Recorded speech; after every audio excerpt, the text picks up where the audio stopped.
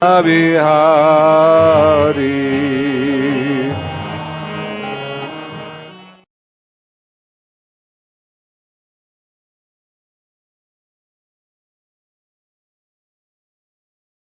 Alaba Girivaradhari.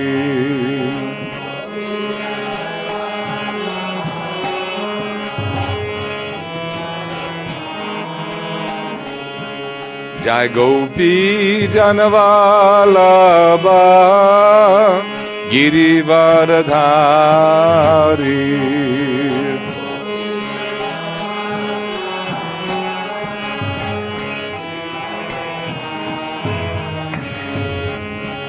Yashodanandana Braja Janaranjana.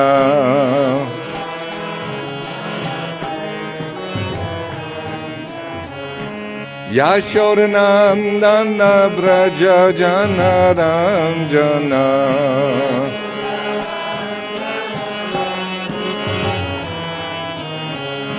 Jamuna Tira Vanachari.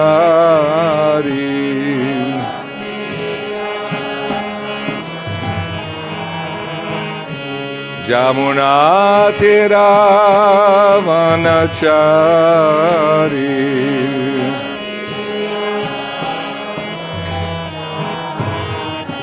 Jaya Radha Madhava Kunja Bihari.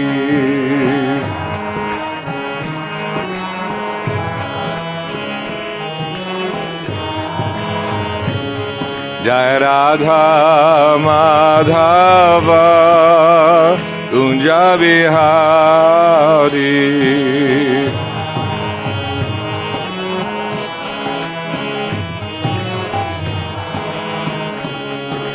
Gopi Janavalabha Girivaradhari.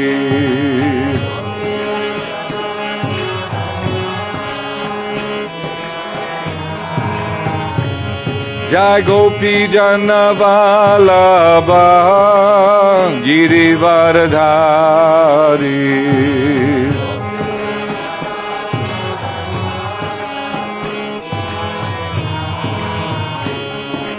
Yashodanandana Braja Janaranjana.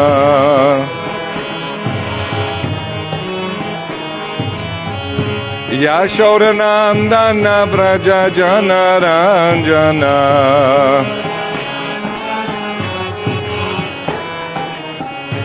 Yashodanandana Braja Janaranjana.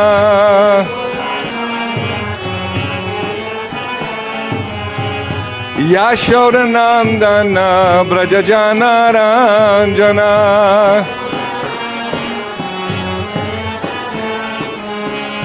Jamuna Tira Vanachari.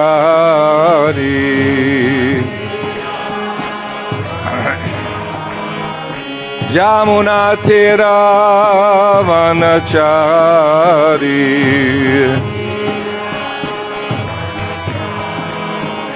Jaya Radha Madhava Kunja Bihari.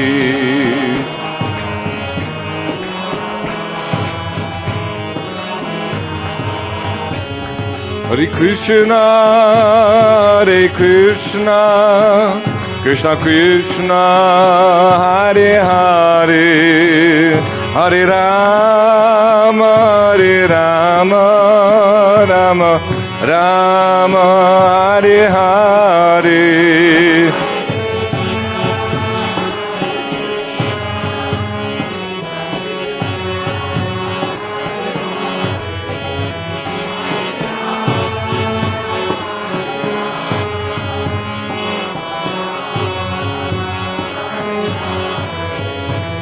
Jai Krishna Balaram, Krishna Balaram, Krishna Balaram, Jaya Krishna Balaram.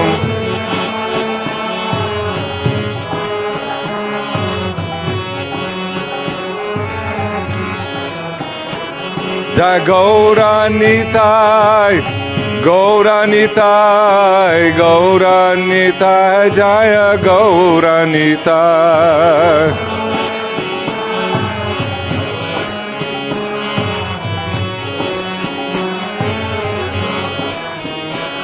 Jai Radha Shama Sundaradha, Shama Sundarade.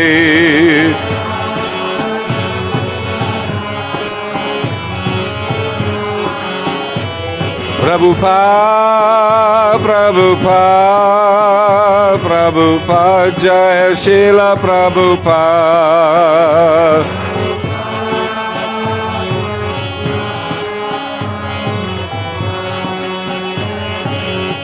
Nitai Gaur Haribo, Haribo, Haribo, Nitai Gaur Haribo.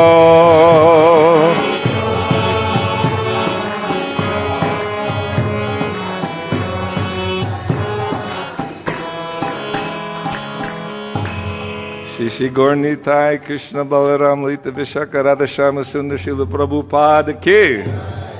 Grantharaj Srimad Bhagavatam Ki.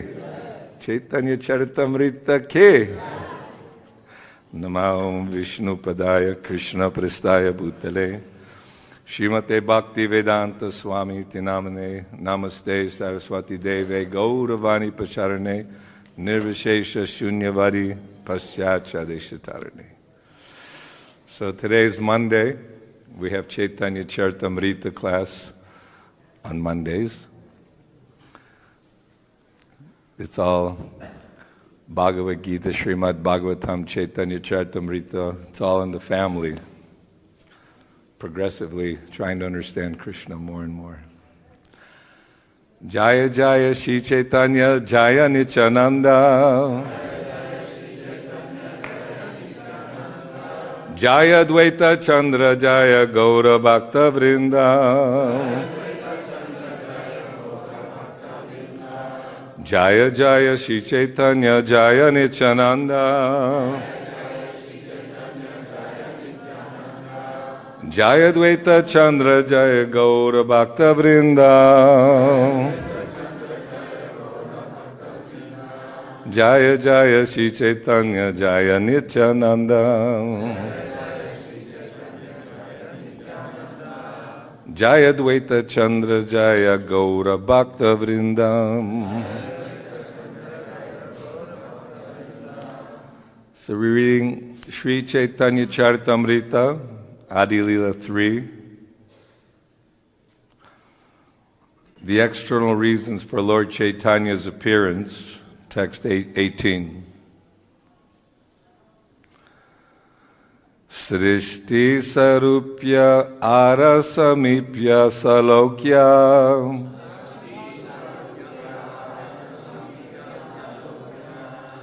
Sāyujya laya bhakta yāte brahma-aikya.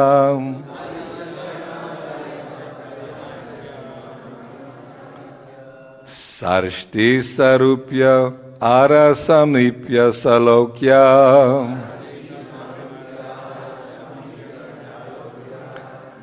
Sāyujya laya bhakta yāte brahma-aikya.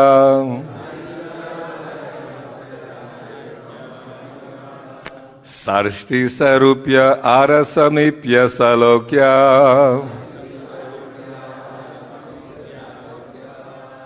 Sāyujya laya bhakta yāte brahma-aikya.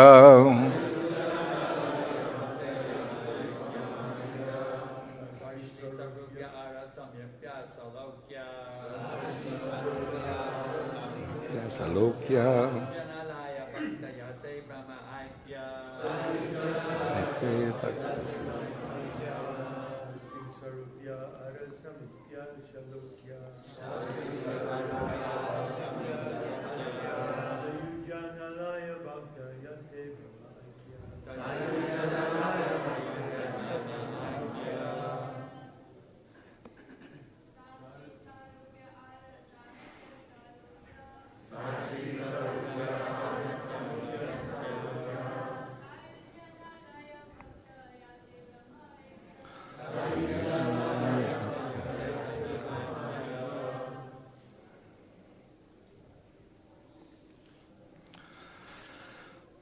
Okay. Sārṣṭi, opulence is equal with the Lord's. Sārūpya, the same form as the Lord's. Ara and sāmīpya, personal association with the Lord. Sālokya, residence on a Vaikuṇṭha planet. Sāyujya, oneness with the Lord. Laya, they do not accept. Bhakta, devotees. Yāte, since. Brahma-aikya, oneness with Brahman. Translation and purport by His Divine Grace, Abhay Charanarvinda Bhaktivedanta Swami Srila Prabhupada Ki Jai. These liberations are sārṣṭi, achieving opulences equal to those of the Lord. Sārūpya, having a form the same as the Lord's. Sāmīpya, living as a personal associate of the Lord. And sālokya, living on a Vaikuṇṭha planet. Devotees never accept sāyujya, however, since that is oneness with Brahman. Repeat after me. These liberations are sārṣṭi, achieving opulences equal to those of the Lord. Sārūpya, having a form the same as the Lord's. Sāmīpya, living as a personal associate of the Lord. And sālokya, living on a Vaikuṇṭha planet. Devotees never accept sāyujya. However, since that is oneness with Brahman. Purport. Those engaged in devotional service according to the ritualistic principles mentioned in the scriptures attain these different kinds of liberation.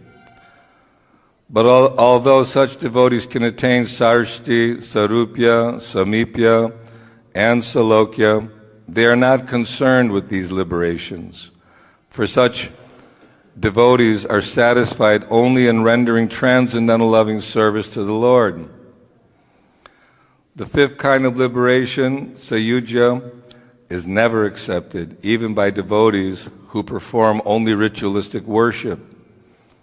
To attain sāyujya, or merging into the Brahman effulgence of the Supreme Personality of Godhead, is the aspiration of the impersonalists. A devotee never cares for sāyujya liberation. Om Jnanatimrandasya Gyananjanasya Lakaya Chakshurun Militam Jena Tasmai Shri Guruve Namaha Shri Chaitanya Manobhistang Stapitang Jena Bhutale Swayam Rupa Kadamayam Dadati Swapadantikam Vancha Kalpatarubhyascha Kripa Sindhubhya Evacha Patitanam Pavanebhyo Vaishnavebhyo Namo Namaha Jai Shri Krishna Chaitanya Prabhu Nityananda Shri Advaita Gadadhar Shivasadi Gaur Bhakta Vrindam Hare Krishna Krishna Krishna Hare Hare Hare Rama Rama Rama Hare Hare. Srila Prabhupada Ki. When someone holds you up and they say surrender, you got to put your hands up. So Krishna is saying, Sarva Dharma Parityajya Mamekang Sharanang Braja Ahang Tvang Sarvapapebhyo Moksha Yashami Masuchaha. Krishna is telling us all to surrender and again reawaken our original position. Everyone knows what the original position is. Jivera Swarup Hoy Krishner Nityadas. eternally servants of Krishna. Somehow we've gone astray, wandered off into the material world of enjoyment, looking for happiness in this temporary world. But because everything is temporary, no matter how we try to arrange it scientifically, philosophically, logically or illogically, it's all frustrated actually, because the body is born, it grows, produces byproducts, it dwindles and dies. Anyone experiencing dwindling body?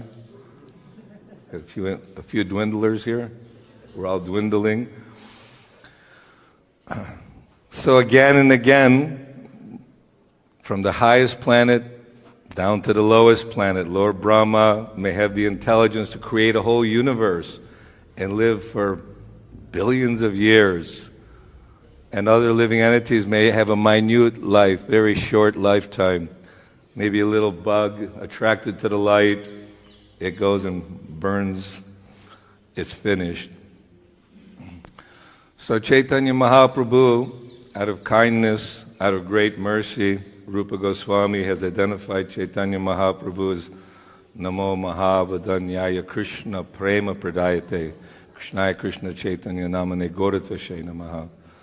So Lord Chaitanya, Krishna is always kind, he's always merciful, but according to time, place, and circumstances, he appears in various ways, always to give direction, give instructions, give guidance and encouragement to those who are seeking to get out of the miserable condition of suffering.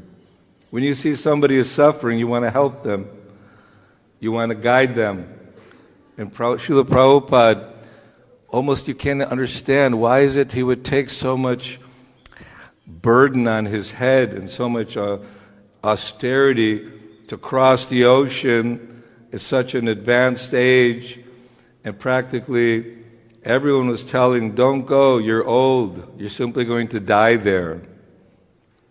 No one had hopes or dreams that the whole world would become Krishna conscious. Prabhupada was mentioning that even many of his godbrothers couldn't understand how this Pritavite Yache Yada Nagaradigram Sarvatra Prachara Hoibe Moranam, how this Lord Chaitanya's name will spread to every town and village all over the world. Who would do that? So Srila Bhaktivinoda Thakur was predicting. Also he prayed for that ray of Vishnu, Srila Bhakti Siddhanta Saraswati, appeared in this world. And Nrsimha Guru, very, very powerful, smashing the impersonalists, the voidists. Because Shankaracharya, incarnation of Lord Shiva, many places you can't blame Shankaracharya, because the Lord, he's guiding people who are atheistic and using the scripture to justify their animal slaughter. Lord Buddha appeared, ahimsa. Oh, but in the Vedas it says you can kill the animal and perform sacrifice. Oh, we don't care about the Vedas. He's God and saying that there is no God. So gradually you have to take incremental steps, step by step. And so take everyone away from abusing the scripture for their personal nefarious activities of slaughtering in the name of religion, innocent animals. So Shankaracharya again came, and throughout India became very prevalent the impersonalist philosophy. When you first try reading the books, you see Prabhupada's always speaking about impersonalists and voidists, and how it's very dangerous to hear the impersonal philosophy, because in our mind we could be very easily attracted to the idea that actually I'm God, we're all God, and once we realize that and we merge, we all become the one God. We're all equally God, but temporarily we're covered over by illusion. We're bewildered by the external features, and God is that supreme light, energy, and we are also part of that light and energy, we can become God. So Chaitanya Mahaprabhu came to get things straight, Achintya Bheda Bheda Tattva, simultaneously one but different. Nityo Nityanam Chaitanas Chaitananam Eko Bahunam Yo Vidadati Kaman. Krishna is the supreme controller, the supreme provider, Ishvara Parama Krishna Satchidananda Vigraha. So although the Supreme Lord, what business does he have to come into this material world? So this entitled that the external reasons for Lord Chaitanya's appearance. When the Lord performs activities, he does many things with one action. That's how brilliant he is. He does one activity and many purposes are served. Didn't they explain like the river, instead of one pond for washing and one pond for bathing, one pond for drinking and other things. If you go to the river, it serves all the purposes because the water is flowing, it's always fresh and clean, and you can be utilized. So Chaitanya Mahaprabhu, he was amazed. He was praising the gopis' love for Krishna, because this is ultimately the perfection of religion, is to awaken our love for God. Isn't it? Everyone's looking for love, whether it's love of family, love of children, love of our pets, or our nation, our religion, our community. People are broad-minded, philanthropic, altruistic. They want to help people. They want to show that side of compassion. So Chaitanya Mahaprabhu was expressing that I have no means of satisfying or repaying the gopis' love. The gopis' love is so selfless. They weren't looking to have the same opulence as the Lord, or live on the same planet as the Lord, or become one with the Lord. The gopis, specifically Srimati Radharani, Vrindavaneshwari, Tapta Kanchana Gaurange Radhe Vrindavaneshwari, Vrishabhanu Suti Devi Pranamami Hare Priye. They say that Krishna is not in charge in Vrindavan, but Srimati Radharani is in charge. You can ask the rickshaw, they say, Radhe Radhe, wherever, if you're in the way, Radhe Radhe, get out of the way. So Srimati Radhe, Jai Radhe, in the early morning, especially in Vrindavan, the bhaktas are eager to see the deities, to get the darshan of the Lord, because it said, even if one doesn't have a philosophical mind or even ability to chant mantras or follow so many rules and regulations, if you can just come and see the deity and appreciate the beauty of how they're dressed, how beautiful Srimati Radharani and Krishna and Balaram and Gaur Nitai, without philosophical, elaborate understanding, still one is making advancement and cleaning the heart simply by this darshan of the Lord. So Chaitanya Mahaprabhu, he took on a different color. He's no longer the blackish Krishna.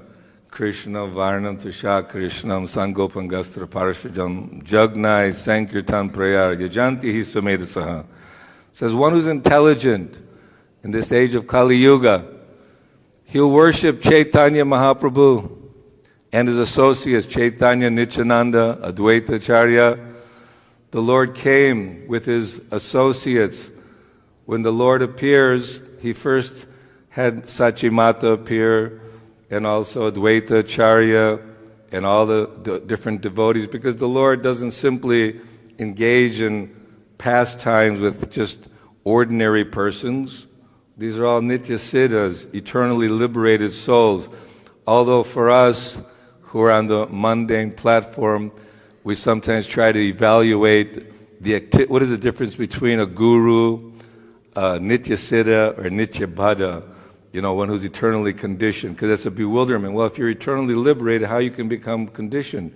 And if you're eternally conditioned, how you can become liberated? So that's a discussion in the 11th canto. The sons of Rishabhadev are explaining. It's a little bit, or very much so, beyond our ability to understand the nature, just as we take up the process of devotional service, hearing, chanting, following the rules and regulations as given by the bona fide spiritual master, and developing more attraction, more faith, and steady conviction, then you awaken your eternality, because we're not ever liberated or conditioned, but we find ourselves in this temporary covering. Like the sun is never covered, the clouds may be in between. The sun creates the clouds, but the conditioned soul below the clouds cannot see the sunshine, so it's bewildering. But if you go above the clouds, the sun is still there, shining brightly. So the process of surrender and devotional service, as given by Chaitanya Mahaprabhu, by Rupa and Sanatana Goswamis, the 6 Goswamis, and of course the Guru Parampara. We don't get our information simply by studying in the laboratory or reading all the books of all the PhDs and those who have Nobel laureates, those who are recognized for their ability to manipulate and twist words around. Srila Prabhupada never introduced his own ideas. He is simply repeating what the great Acharya said, Mahajano Jainagata Sapanta. Makes the process so much easier that we don't have to speculate or try to, on our own, achieve something which is already being given to us by the great Acharyas. So Chaitanya Mahaprabhu descended with Lord Nityananda simultaneously. They appeared and very brilliantly introduced a process to awaken us from this nightmare of eternal imprisonment in this world of temporary world of Durga's fort. So if you're a lifelong prisoner and someone comes to liberate you, you feel very thankful and very happy about that. And Chaitanya Mahaprabhu, he says, Kali Kalir Dharma Krishna Nam Sankirtan.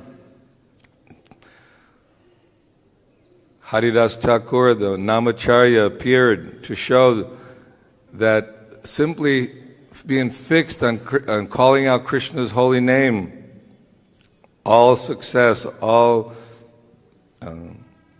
benedictions are available. So the process is very pleasurable, also very Raja Vidya, Raja Guyam, Pavitram Idamutamam, Prakashavam Ganam Dharmam, Shushukam Kartamaviyam. The king of all education, the most secret of all secrets, is the purest knowledge, the perfection of religion. It is everlasting, joyfully performed. So, Agyata Sukriti, somehow we came to Srila Prabhupada's society. Prabhupada miraculously, as we heard from several devotees in the past, practically it's unimaginable that very simple, as it appears, Prabhupada came with just little rubber shoes and dhoti and kurta. He just had a little bag, no money, nothing, and giving the highest truth, the absolute truth, and so attractive. It attracted those who are bewildered, looking for happiness. This is since time immemorial, people are looking for happiness, people are looking for relationships.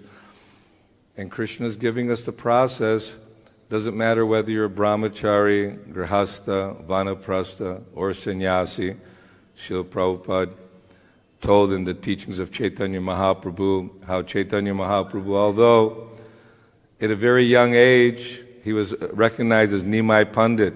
Practically at 10 years old, he had logic and nyaya, all the different philosophical, detailed descriptions of argument, reason, and logic, so much so that he was very famous at a very young age. But he saw that not everyone's going to accept this teaching.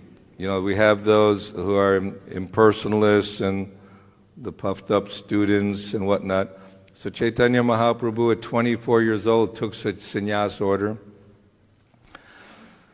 And he showed how to live life and always absorbed in Krishna, always absorbed in meditating, and he would associate with only the devotees. Even Prakash, who was that King Prataparudra, he was a great devotee, but he was a king. And Chaitanya Mahaprabhu was very careful not to associate with persons who are involved with pound, shilling, and pence, money and women, and with other activities than pure devotional service.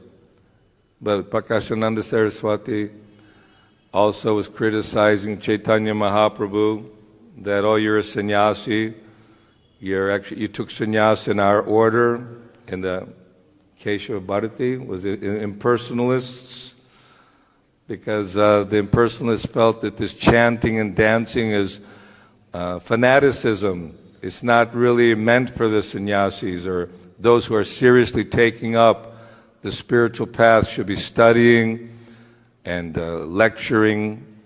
This is also important, studying, lecturing. But Chaitanya Mahaprabhu, at first he was just smiling because they were all criticizing Chaitanya Mahaprabhu. But when the devotees felt like this is too much for us to tolerate, one Brahmana said, please, I invited all the other sannyasis in Varanasi to come and you please also take my invitation. So Chaitanya Mahaprabhu accepted. He went to the house of the Brahmana, and where people washed their feet, he sat down there, and everyone said, no, no, no, you come and sit with us. He said, no, no, I'm a sannyasi of a lower order. I'm not fit to sit with all of you, exalted sannyasis. But Prakashananda Saraswati personally took Lord Chaitanya, and they saw this wonderful effulgence, they saw this brilliance coming from Chaitanya Mahaprabhu. And they wanted to understand, why is it that you're just chanting and dancing? You're not, you don't associate with us, you don't take prasad with us, you don't, Lord Chaitanya was very carefully staying away from all the Mayavadi sannyasis. But Lord Chaitanya revealed, he said, if no one is offended, I can tell you some of the faults with the study of Shankaracharya's Sharira Bhakti, how does it call it? Sharirak? Huh? Yeah, that one. The philosophy of the Mayavadis. And Chaitanya Mahaprabhu explained, and also they said, well, we also don't fully agree, but since we're part of that order, we're trying to follow Shankaracharya's teachings. But then Chaitanya Mahaprabhu explained the clear and real meaning of the Vedic literature. Just like Sarvabhauma Bhattacharya, he was a great, like a grandfather to Chaitanya Mahaprabhu, and he was respected as the most erudite scholar, and he was also following the impersonal teachings of Shankaracharya. And he advised Chaitanya Mahaprabhu, you're young, you're a sannyasi. It's very difficult to follow the renounced order of life in this world. People are very easily allured by the temptations of Maya. So you should hear from me the Vedanta Sutra. So Chaitanya Mahaprabhu sat and listened for 7 days, but Sarvabhauma became a little disturbed. But I'm speaking, but you're not responding, you're not hearing. No, I understand Vedanta Sutra very clearly, but the way you're presenting it, you're making it very cloudy and very, distorted. And then Chaitanya Mahaprabhu explained very clearly the ultimate purpose of the Veda, this knowledge, is to recognize the Supreme Lord and surrender to Him. And the Sarvabhauma Bhattacharya, being highly intelligent, accepted Chaitanya Mahaprabhu and surrendered. So in this way, Chaitanya Mahaprabhu preached throughout South India. Wherever he went, there was thousands, tens of thousands of followers chanting. Just on the appearance of Chaitanya Mahaprabhu was also an eclipse, and all the Brahmanas and all the Vedic followers were chanting Hari Bol, Hari Bol, Hari Hari. And whenever the neighborhood ladies would come to see Chaitanya Mahaprabhu, and he would cry, they would chant, Hari Hari.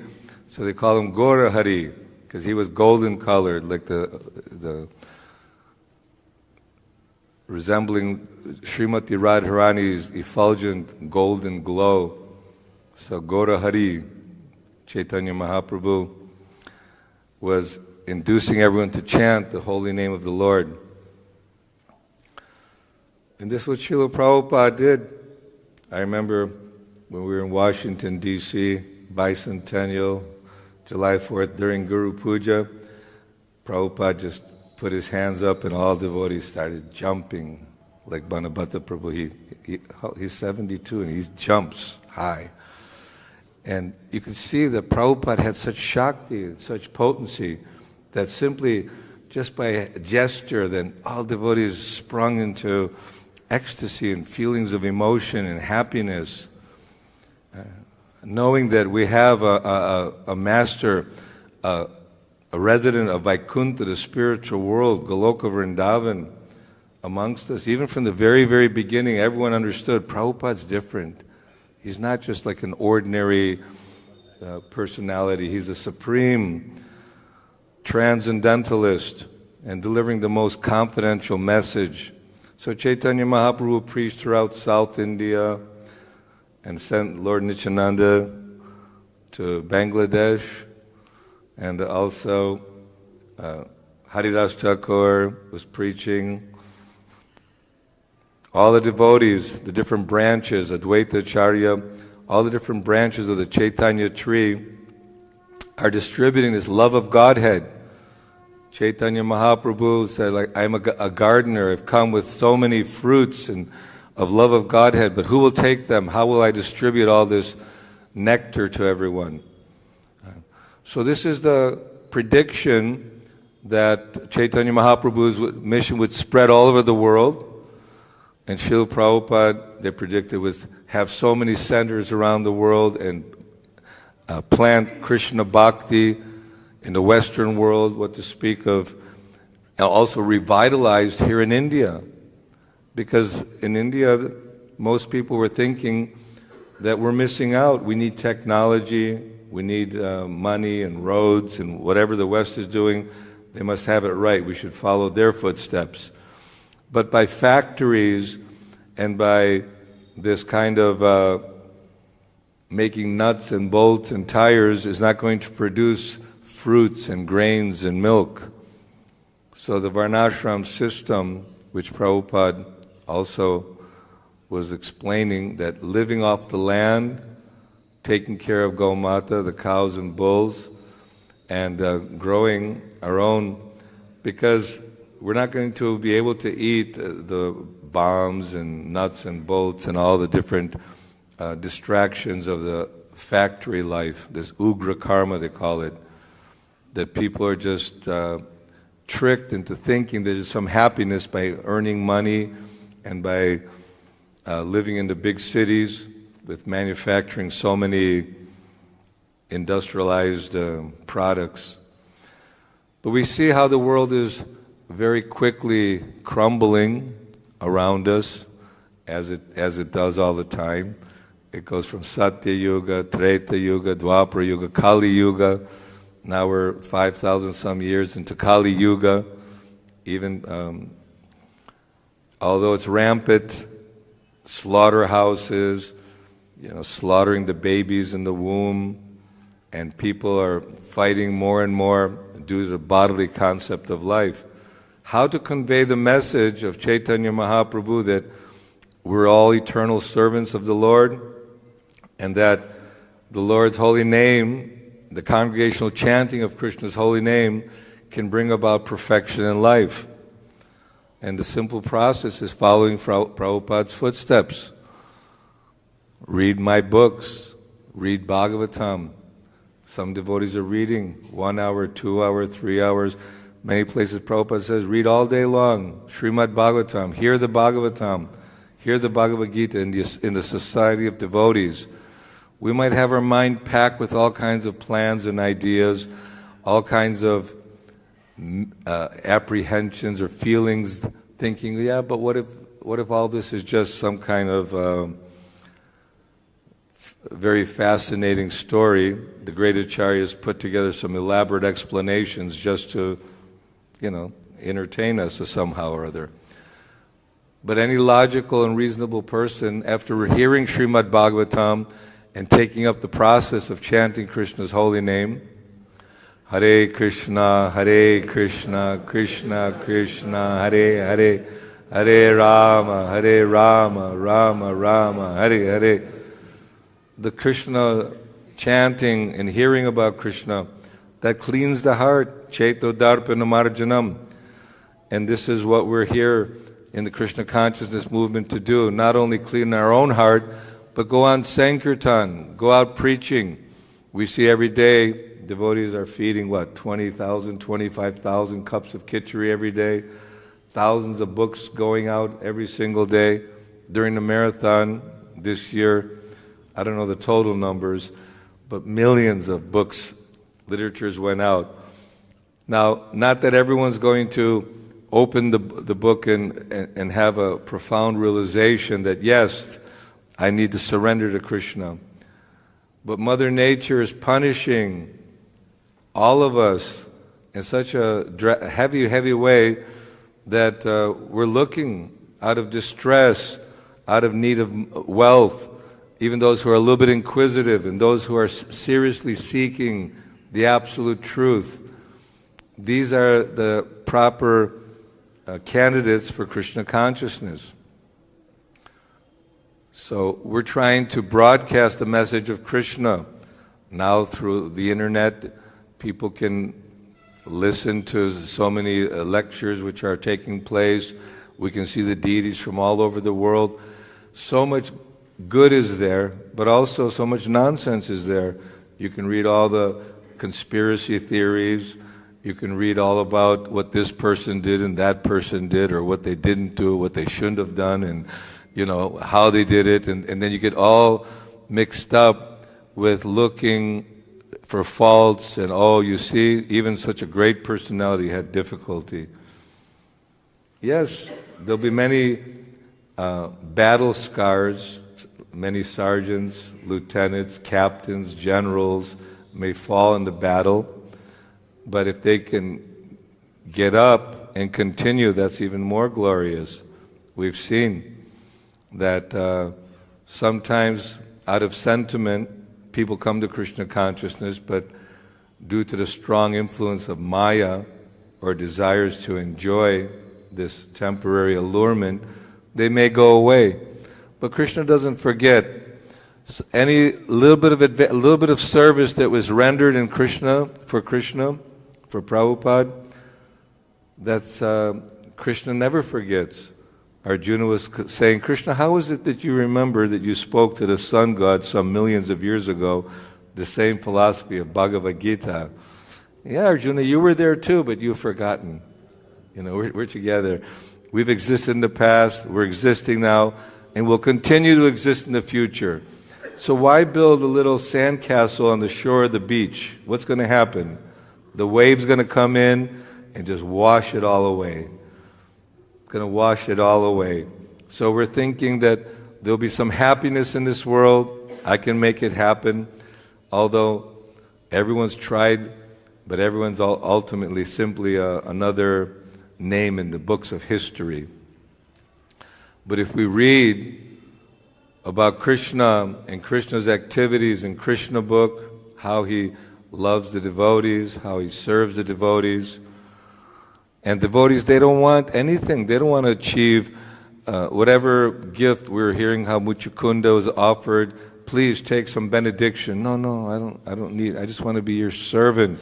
Prahlad Maharaj, no, I was born in a demonic family. My father had everything. Hiranyakashipu had so much power. The demigods were serving him. Nothing in this world is of any value other than service to your lotus feet.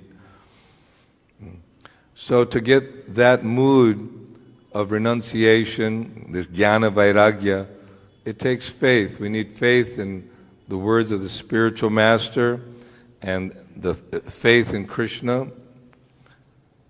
Krishna is giving us full opportunity to take up the process of Krishna consciousness in his holy Dham. When Krishna appeared, Vrindavan Dham appeared with Krishna. They say that this Vrindavan Dham is non-different than Vrindavan and Goloka Vrindavan. But we need the eyes to see. And how is it that one can awaken that love? We have to give up the desire for enjoying sense gratification in this world.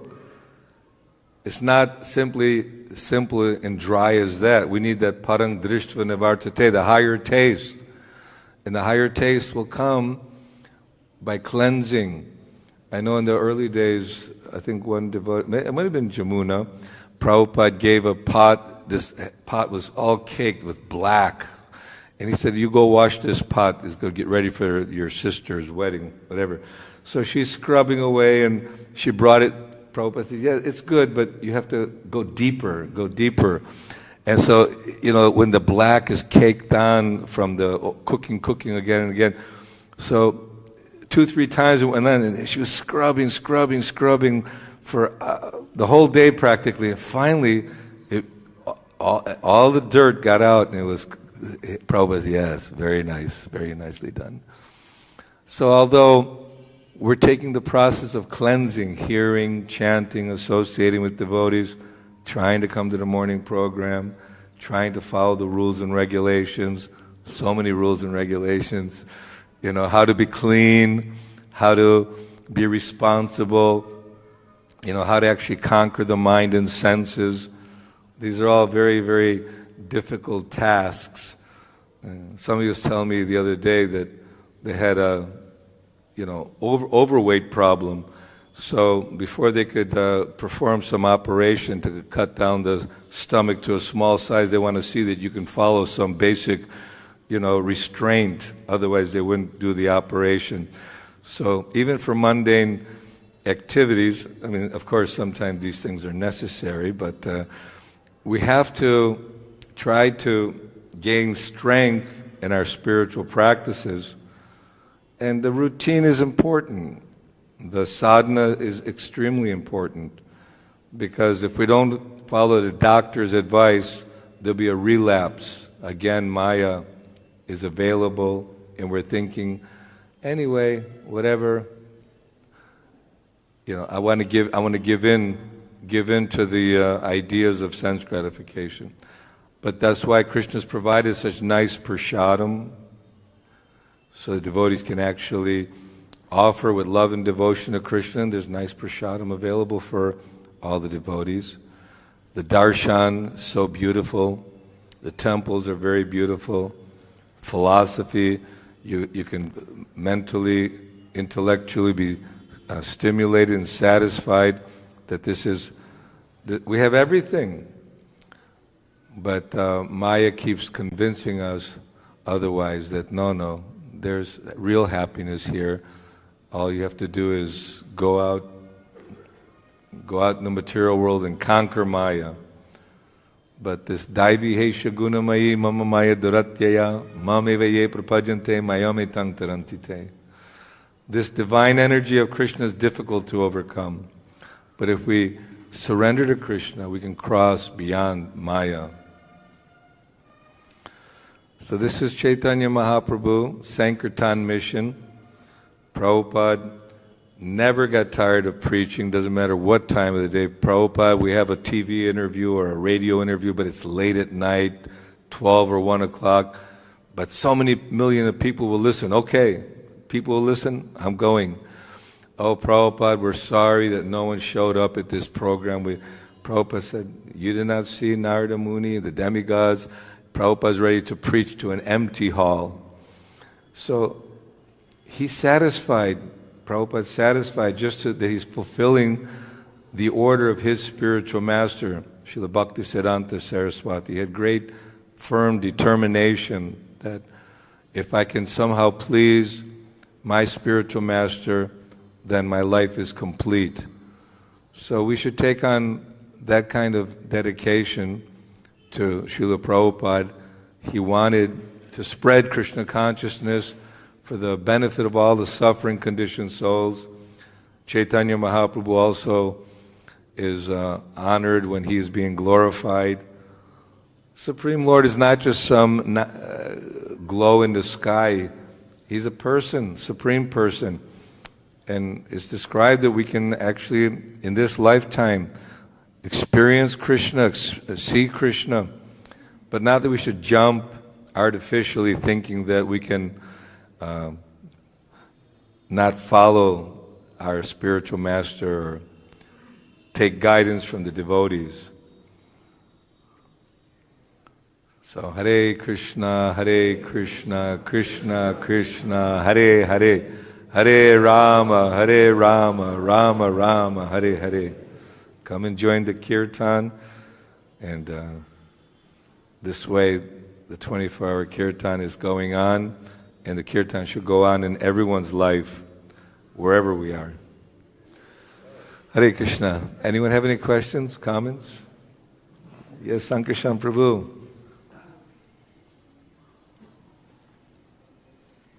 You mentioned how it's difficult to understand eternally liberated, eternally conditioned. Actually, it's very easy to understand it. The spiritual world mentioned of timelessness. So when you leave the spiritual world, there was no time you left. So it's easy to understand. That's why you're here eternally, because every time you left the spiritual world, when you go back, there was no time you're ever gone. So it's very easy to understand eternally liberated, eternally conditioned, understand the timelessness in the spiritual world. So there's timelessness in the spiritual world.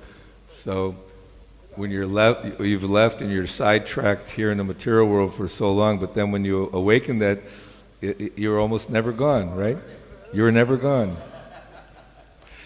Yeah, it's obviously not as easy to understand from our point of view, but it's a very good point. Because now we're under the influence of time, and everything has a measure, past, present, future, and we're stuck in the wheel of time. But once you attain Krishna's eternal realm, then there's no only Krishna is the reality. There's other things, no significance, have no real existence. Yeah. Yes, Krishna is the only reality, and to be part of a society, to be part of the family of Srila Prabhupada is being part of the family of Chaitanya Mahaprabhu, the Lord Himself, and the 6 Goswamis. We're in the Gaudiya Vaishnava Sampradaya. So we're very, very fortunate that we don't have to speculate. The absolute truth is being handed to us on a silver platter. We just have to simply follow. Any other question, comment? Yes, Prabhu. Hare Krishna.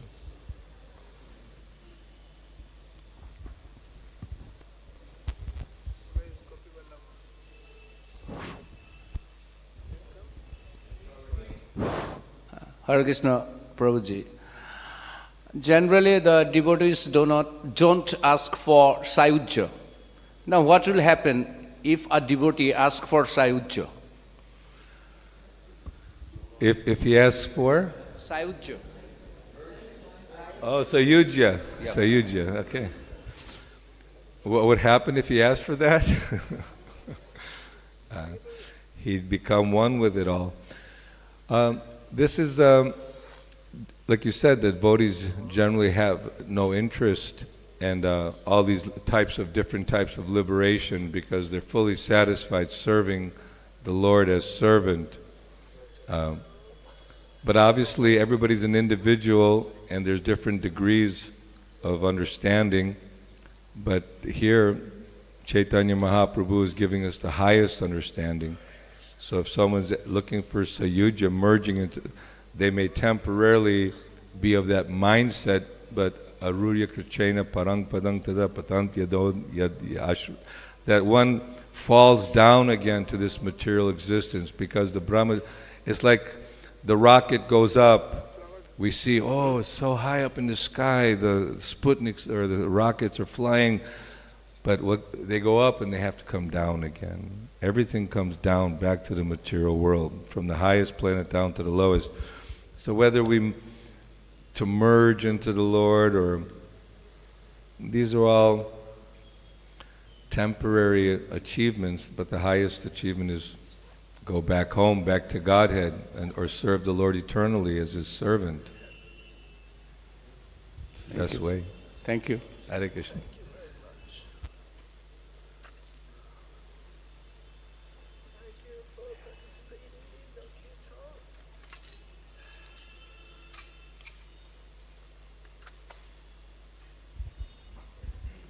Hare Krishna. So you were speaking that Arjuna, Lord told that you were present before, now also we are present, and in future also we are present. Mm-hmm.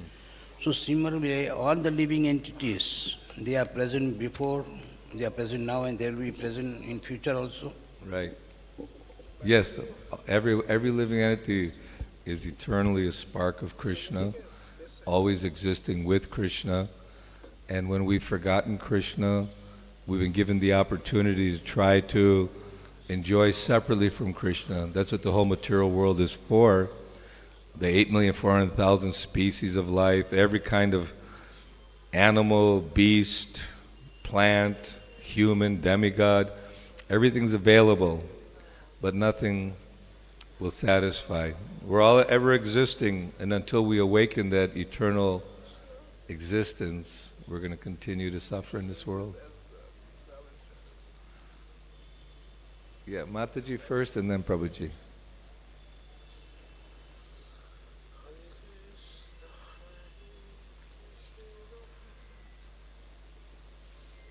Hare Krishna. Thank you, Prabhu. How do you reconcile this fact that, Prabhupada emphasized so much that you can go back to Godhead in one lifetime, and then also at the same time it is said that you can't hold a timetable up to Krishna, you can't hold a timeline to Krishna, you have to wait for His causeless mercy. So how do you reconcile these two? The way I understand it is that once you awaken your love for Krishna, whether you're serving here in this world or even another Leela place with Krishna, you're already back to Godhead, but now it's just a matter of going through the steps, the procedure. Pretty much it's already a done deal. Once you've awakened your love for Krishna, it says even in this very lifetime one can be experiencing and loving Krishna like the pure devotee is.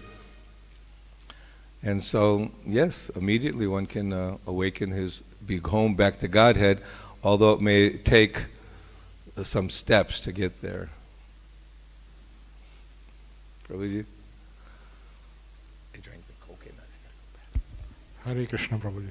Prabhuji, like in this verse, it is understood like this sārṣṭi, sārūpya, sāmīpya are like offered to devotee, but he doesn't take sāyujya.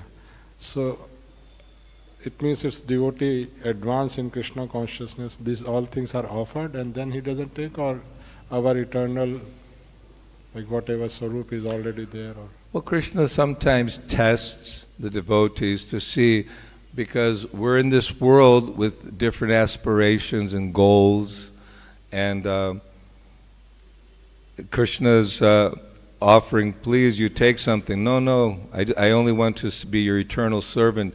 Krishna's happy to see that there's nothing in this world that's attractive, or nothing else can be achieved other than serving Krishna, and whether it's in a friendly relationship or parental relationship or loving relationship.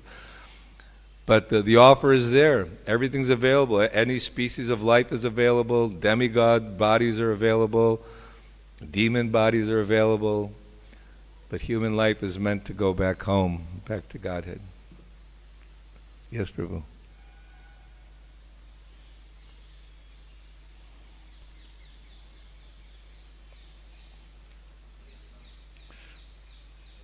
The middle one, yeah, just put it up. Hare Krishna. So I know that Srila Prabhupada, he said that whatever we pray to, we go to, right? The Christians pray to Jesus, they go to Jesus. The Mayavadis, they pray to merge with Brahman, so they merge with Brahman. And we pray to go with Krishna. And one of Prabhupada's preaching methods is that will return home back to Godhead, where we are eternally there forever. Yet we're fallen, conditioned souls, and there's an idea out there that the reason why we are fallen is because we wish to enjoy. Yet when we find ourselves in the eternal platform, we're not supposed to return. And so my question is how, and this is a little off topic, but how, once we return to Godhead, do we not return again? And if Krishna wants us to be with him forever, then why has he allowed us to fall into the material world and enjoy? Yes. These are very good points and observational points.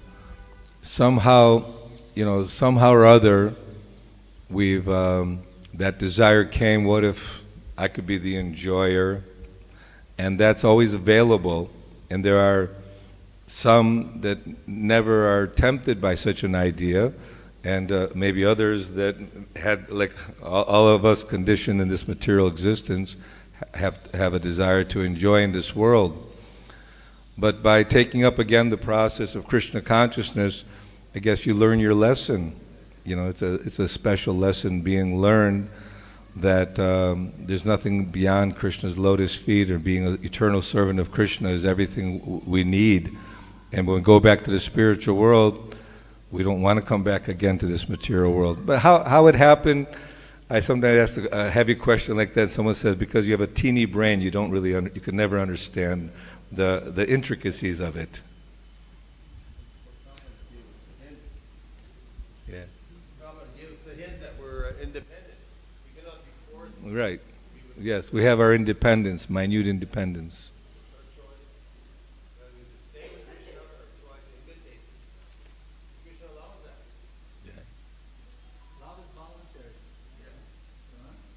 Yes. Love is voluntary. There's an easy way to understand this.